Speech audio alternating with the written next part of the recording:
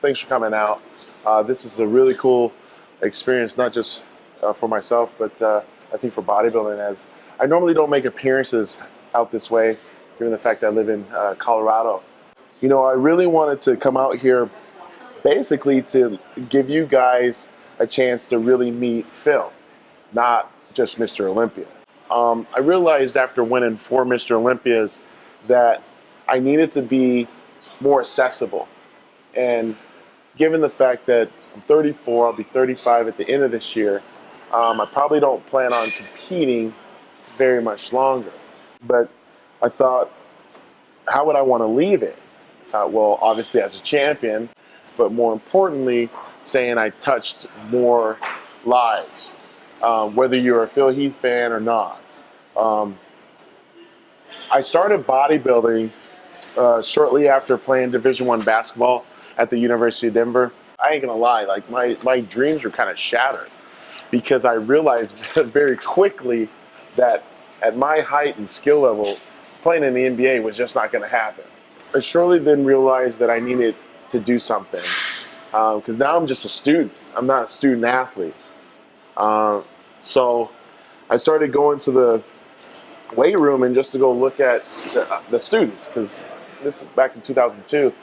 You know, basketball players were just starting to lift weights, and it really wasn't like what you see in here. You know, I started going there, and then I ran into a couple guys in a couple computer science classes I was taking, and they were really into bodybuilding. And I thought, all right, what's going on here? Because I'm looking at their wallpaper on their laptop, and I always had a hot girl on mine. You know, I had Brooke Burke on mine, half naked. I see theirs, and they've got Flex Wheeler, Sean Ray, Ronnie Coleman in these trunks. So I'm like, something's wrong here. Like, I got girls, they got, what's going on? So they're like, oh no, these are bodybuilders. I said, well, I get that, but like, how the hell did they get like that? I mean, the same questions that I'm sure a lot of you guys had, like, man, this guy is swole, man, like, how, like, whoa, like, tell me more. So they're like, hey, you can't go to the varsity weight room no more, you gotta come with us. So I started hanging out with these bodybuilders. I used to call them the meats. Man, their intensity in the gym, I was like, this is pretty impressive. These guys are getting after it in a different way. You know, when I played basketball and stuff, I got after it. But I'm watching these guys lift, and I'm also watching these guys help one another. So I thought even that was pretty cool. They were encouraging each other. And, you know, nothing too wild, but I could see the camaraderie with it. I saw that, like, there wasn't really any hating going on. They were like, man, oh, that's all you got? Let's do some more, and this and that. And it's like, okay. So they trained together, they ate together, they talked trash together. I mean, they did everything. I thought, man, maybe this is something that I should do, because I'm coming from a team sport and I'm kind of missing that team component.